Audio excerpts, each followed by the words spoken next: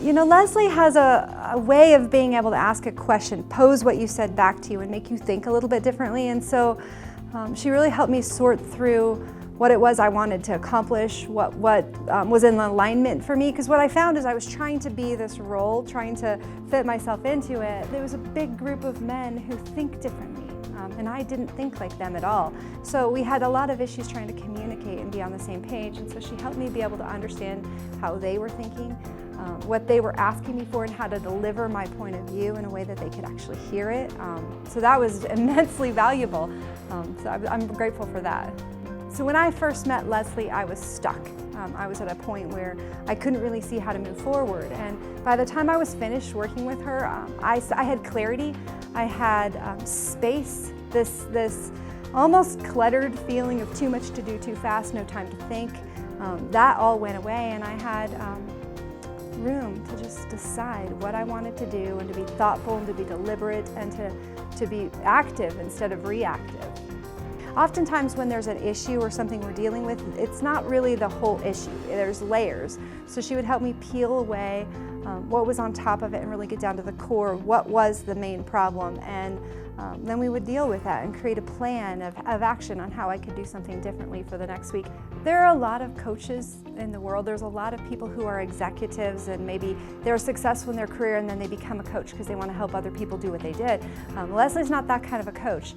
She actually started her career as a coach, and so the way I describe her work is to help discover where there's misalignment with ourselves, with what we're good at, with higher power, with our talents, our gifts, our skills, and be able to help get all those things in alignment. Because when we're actually doing what we should be doing, we're much more effective, we're much more powerful. A business chiropractor, if you will. Had a lot of people who noticed the guys are changing. They're becoming different. Some of these men I had known for a decade, and they all of a sudden were different people. The stress that was kind of permeating their forehead began to melt away. I think a lot of times we have so many roles.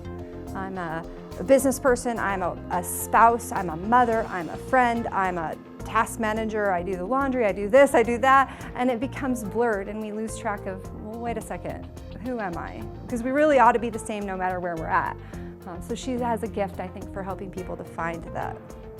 It was an expense, it's something that I had not actually budgeted for. And so I was really trying to wrestle.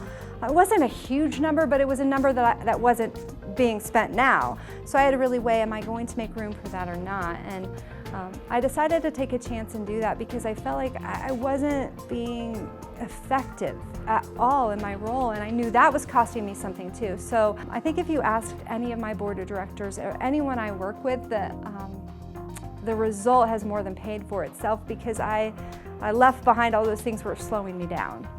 If someone had a concern about expense, I would really ask them, is being effective, or is being ineffective also an expense to you? Also, it was good for me to learn to discipline and prioritize setting something aside for me that would help me, because I found all my other time was just giving. So I actually found I became more effective in my time by learning to at least take a moment to see, am I being effective? Am I doing the right things? One of my favorite things about her is whenever she walks into a room, everybody's hurried, and she always does this. And just sighs. And what I find everybody else, they follow that. And I think that's a gift to everyone around her, that she can slow us down.